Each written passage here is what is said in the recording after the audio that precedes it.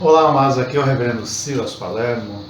Nós estaremos compartilhando a palavra do Senhor dessa semana de Páscoa. O Senhor abençoe a todos e a cada um da sua igreja nesses dias. Vamos ler o texto aqui de Mateus, capítulo 26, versículo 26 ao 30, que diz: Enquanto comiam, tomou Jesus um pão e, abençoando-o, partiu, e o deu aos seus discípulos, dizendo: Tomai, comei, isto é o meu corpo. A seguir tomou um cálice, tendo dado graças, o deu aos discípulos, dizendo: Bebei dele todos, porque isto é o meu sangue, o sangue da nova aliança, derramado em favor de muitos para a remissão dos pecados.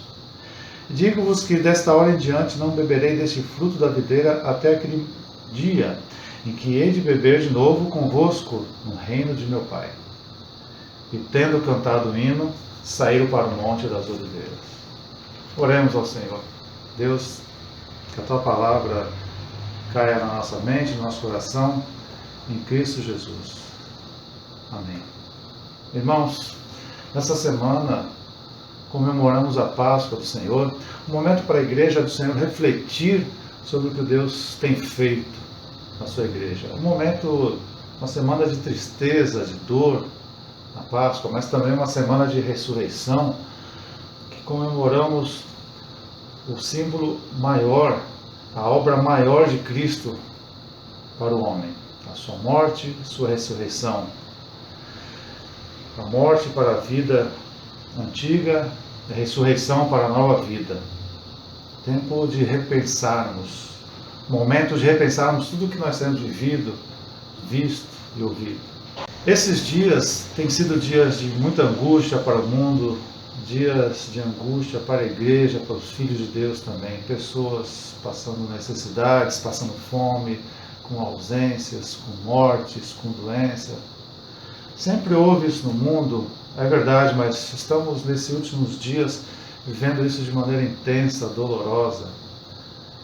A nossa esperança muitas vezes tem sido abalada, muitos têm desistido do caminho da fé, muitos procurado soluções, outras, baseado em si, nos seus esforços, nos seus conceitos, e se esquecido que Deus é o grande Deus, que continua no trono como soberano.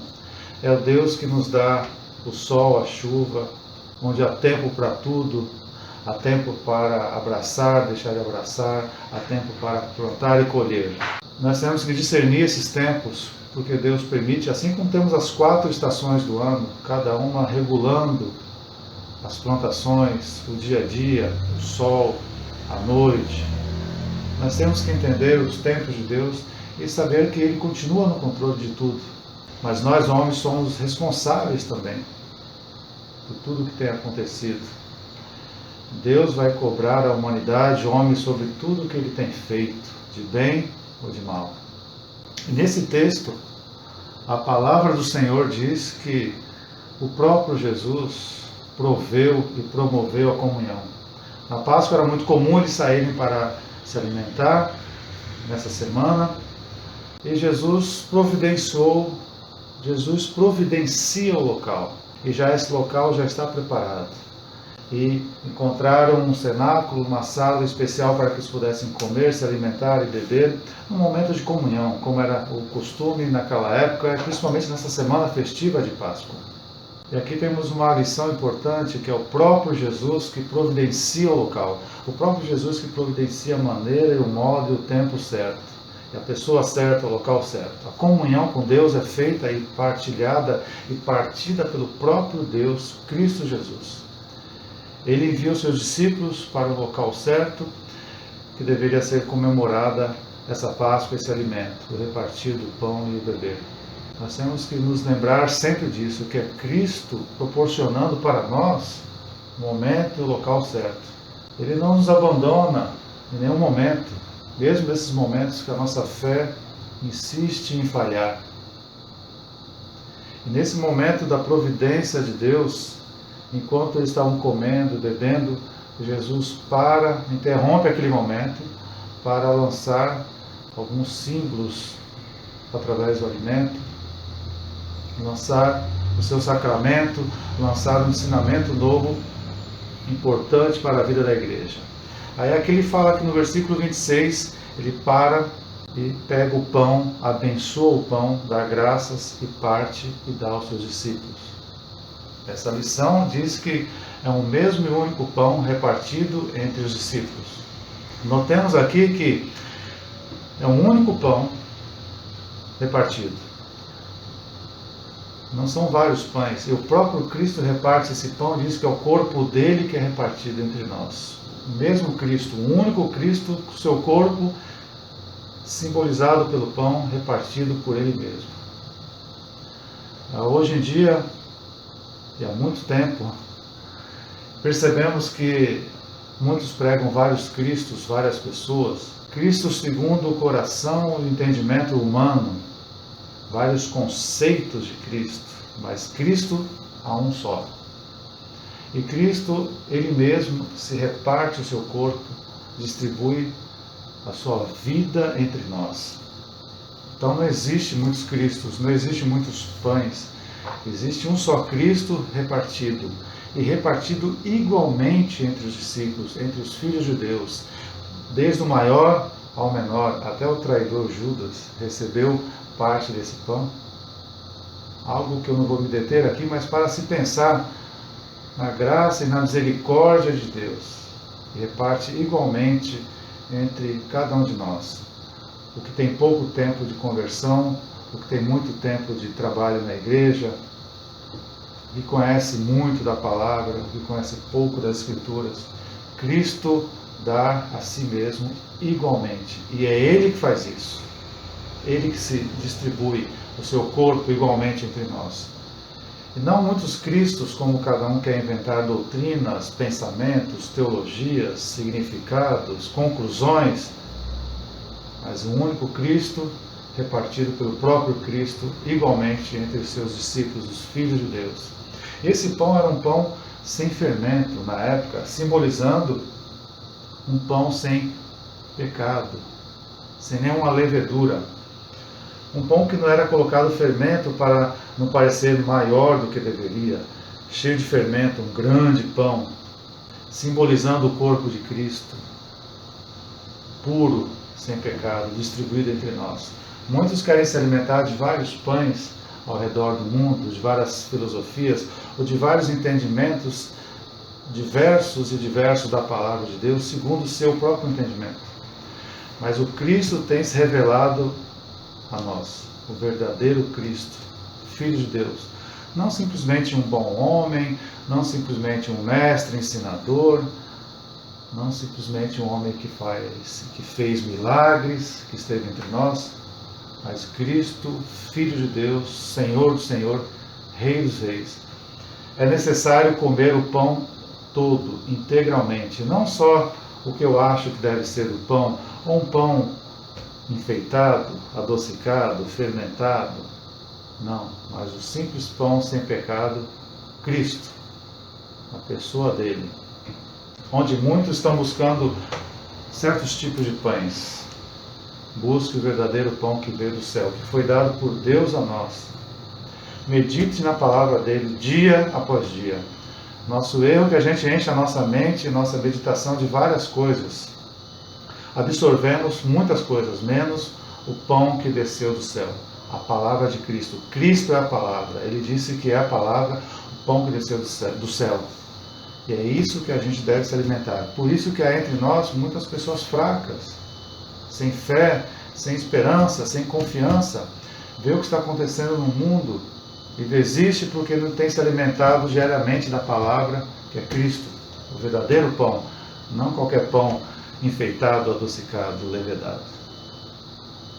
Mas Cristo também coloca um outro elemento e traz um outro símbolo em memória dele, que é o vinho. E o vinho traz o significado do sangue de Cristo. Ele diz no versículo 27 que ele deu graças novamente por isso. Apesar de ele saber que é um sofrimento dele, perder seu sangue derramado, ele dá graças a Deus, porque esse sangue não vai ser um sangue inútil, um derramamento de um inocente.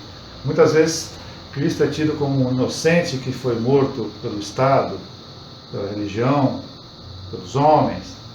Ele não teria sido morto por nenhum desses homens do Estado, da religião, se ele mesmo não tivesse dado deliberadamente a si mesmo. Ele deu a vida e tornou tomar a sua própria vida, a sua ressurreição. Então, Cristo não foi um inconsequente que foi morto deliberadamente pelos outros, mas ele deu-se a si mesmo, porque ele sabia que esse sangue era o sangue da nova aliança, o sangue capaz de remir, de perdoar os pecados de muitos, a que ele chamou de filho seu da sua igreja, a todos o quanto o Pai deu. Então não é um simples derramamento de sangue, um sangue ineficaz, inútil. Temos que confiar nesse sangue. A obra de Cristo não foi em vão. A nova aliança que ele diz aqui é para, em contrapartida com a antiga aliança, que era necessário esforço humano, que as pessoas, ano após ano, sacrificassem animais, traziam o que podiam, faziam cultos, caminhadas, caminhavam quilômetros, sacrifícios e esforços humanos para rituais antigos, que foram abolidos a partir da nova aliança. E a nova aliança é isso, o derramamento único de Cristo, eficaz, eficiente, uma única vez. Nos diz que não é necessário mais nenhum esforço meu, nenhum esforço seu, nenhum esforço nosso. Nada que nós façamos ou deixemos de fazer vai invalidar a obra de Cristo ou vai aumentar a obra de Cristo. Cristo não vai nos amar mais ou menos por nossa causa. A obra de Cristo é feita a partir de Cristo em nós e não a partir de nós. O sangue dele nos purifica, nos santifica, nos traz a marca da escolha. Fomos escolhidos e guardados nele. Mesmo nesses dias difíceis que temos passado, a nossa esperança tem que estar nele. Temos a marca do sangue de Cristo. Mas essa obra da nova aliança descarta todo o nosso esforço. Não é pelo nosso culto, não é pelo nosso cantar, tocar, pregar, orar, fazer ação social, não. Nada disso vai fazer com que a nova aliança mude, melhore ou piore. A nova aliança partiu de Cristo e é em Cristo que ela é sustentada. Nosso culto, as nossas ações, nossa adoração, qualquer tipo de ação dentro ou fora da igreja, ação social, ação de culto, ministérios, tudo isso é importante debaixo do chamado do sangue de Cristo, por nós estamos agora inseridos como igreja. Assim como Cristo separou seus discípulos, seus apóstolos, aqui, nesse momento de ceia, nesse momento antes da Páscoa, Deus estava alertando seus apóstolos, chamando eles para serem ministros do Senhor. Mas o ministério está debaixo da palavra do pão da vida.